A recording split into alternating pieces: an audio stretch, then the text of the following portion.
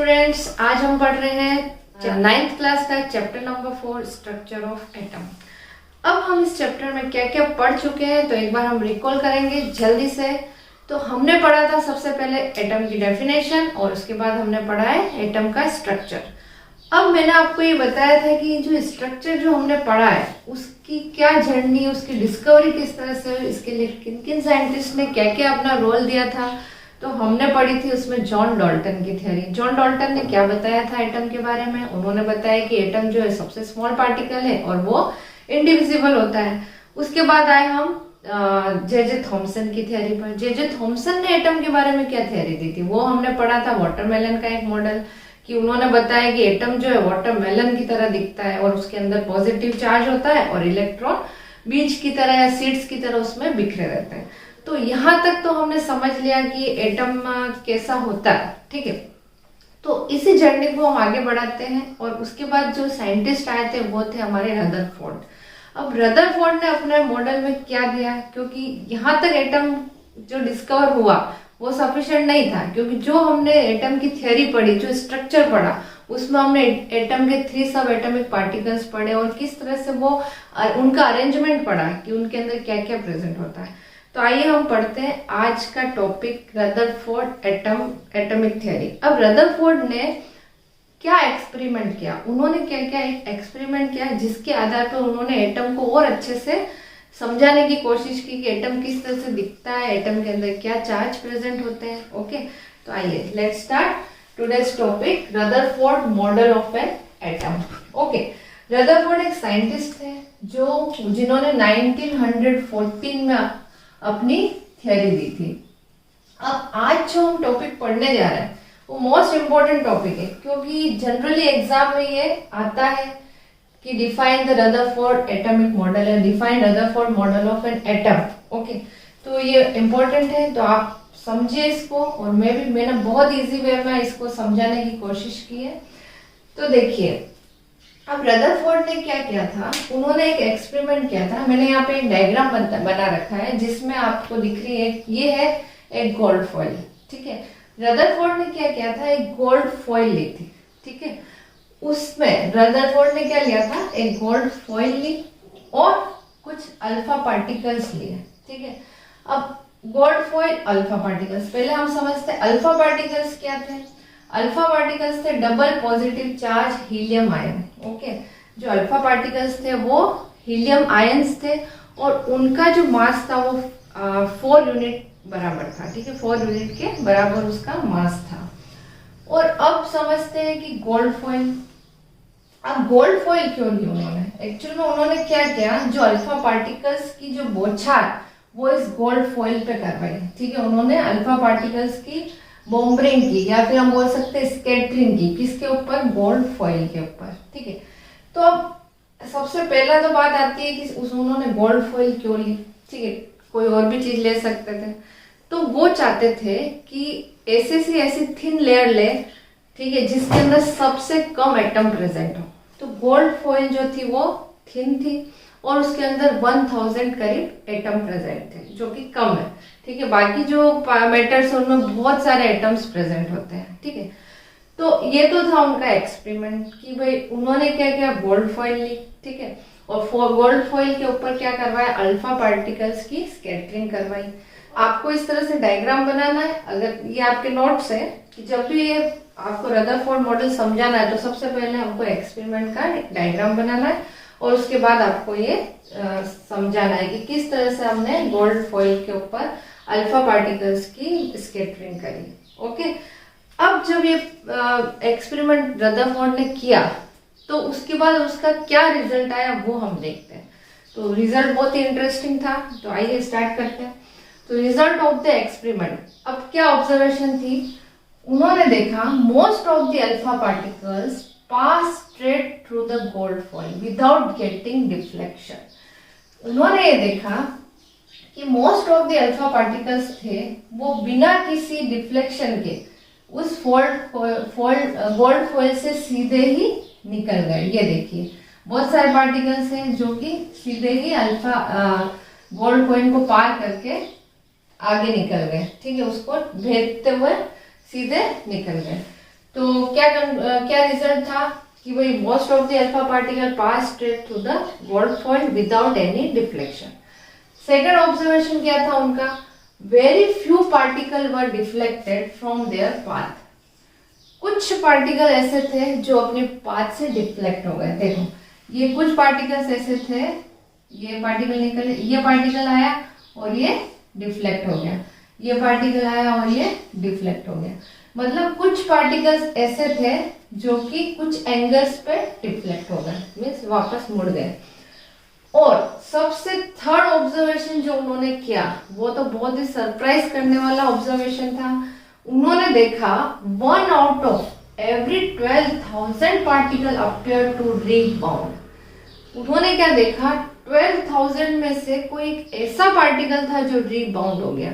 Means एक particle था जो कि उस एटम को, उस गोल्ड फॉइल को वहां से मुड़ के वापस से दोबारा अपनी तरफ आ गया।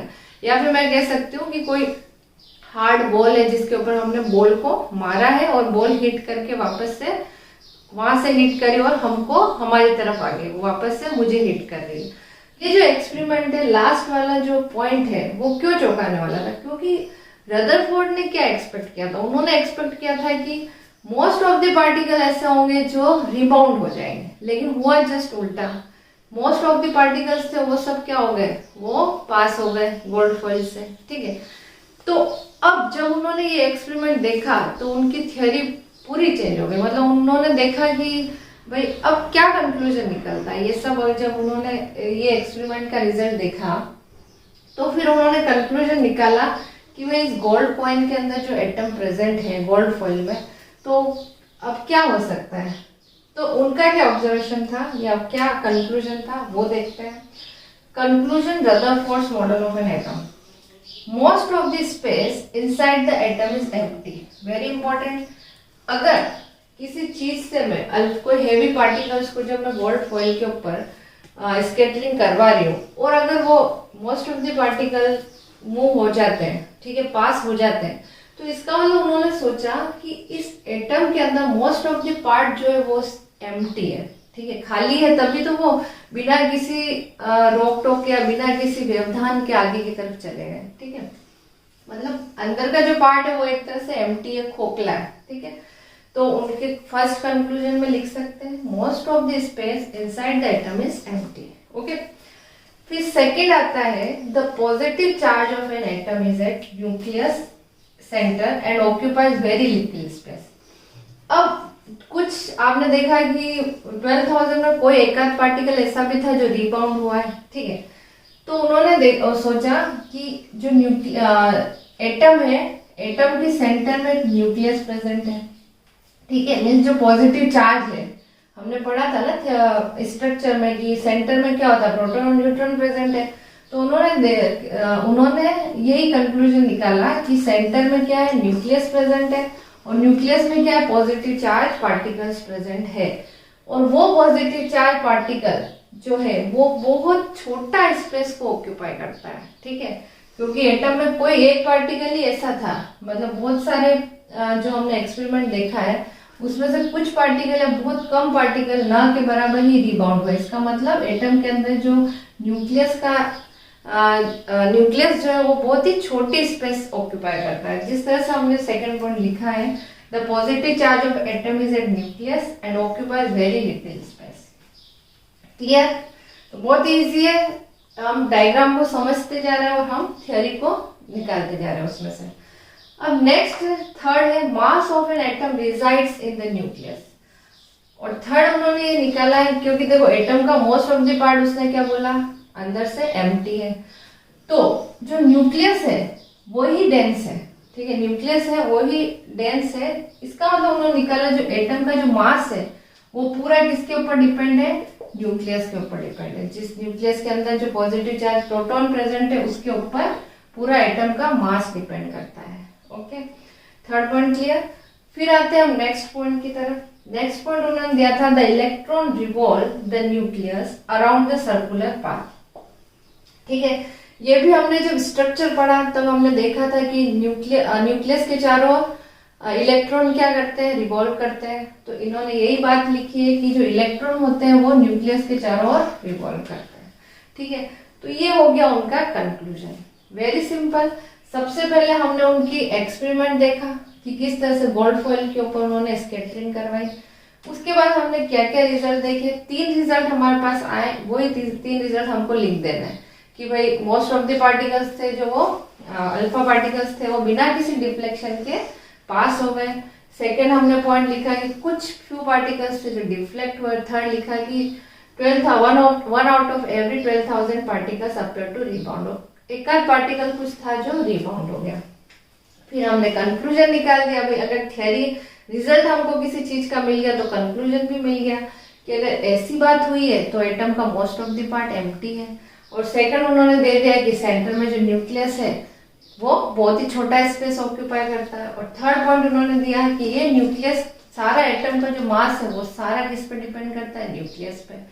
और फोर्थ पॉइंट उन्होंने दिया कि न्यूक्लियस के चारों ओर इलेक्ट्रॉन क्या करते हैं, रिवॉल्व करते हैं। क्लियर? तो आई होप कि आपको पूरा एक्सपेरिमेंट समझ में आ गया, ऑब्जर्वेशन समझ में आ गई और कंक्लूजन समझ में आ गया।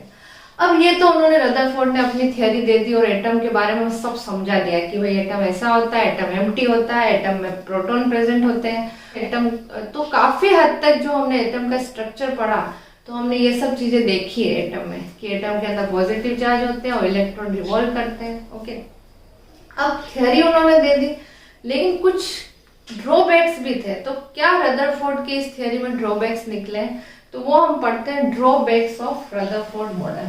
ठीक है, तो ये क्या ड्रॉबैक्स थे, देखिए। फर्स्ट पॉइंट मैंने लिखा है, any particle in circular orbit would undergo acceleration. अब देखिए यहाँ पे एक डायग्राम समझेंगे हम। ये क्या है, एटम है, ये पूरा क्या एटम है। एटम के अंदर क्या है, न्यूक्लियस है। न्यूक्लियस के अंदर उसने क्या बोला, पॉजिटिव चार्ज प्रेजेंट है, तो प्रोटॉन प्रेजेंट है।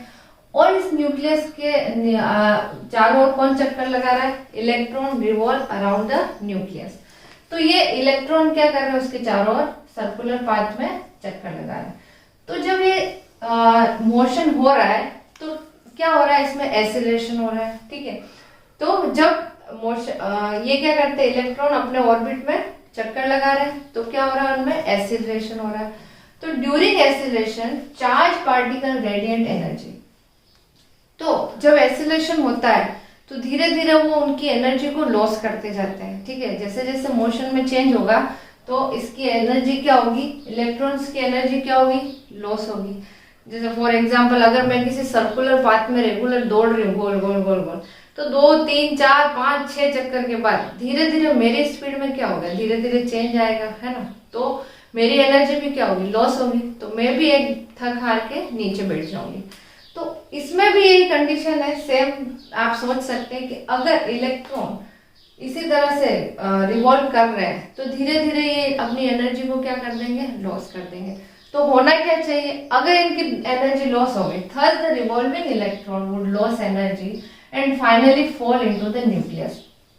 तो ये क्या ऐसी कक्षा में चक्कर लगाते रहेंगे, नहीं, तो धीरे धीरे वो क्या हो जाएंगे, फॉल होके नीचे गिर के न्यूक्लियस में गिर जाएंगे। ठीक है, तो उनकी थ्योरी के अकॉर्डिंग अगर ऐसा हो गया कि भाई इलेक्ट्रॉन चक्कर लगाते लगाते न्यूक्लियस में गिर गए तो क्या होना चाहिए, तो इसका मतलब है एटम जो है अनस्टेबल हो जाना चाहिए, है ना। एटम अपना क्या कर रहा है, एटम तो स्टेबल है, लेकिन अगर इस तरह हो गया तो एटम क्या हो जाएगा, अनस्टेबल हो जाएगा।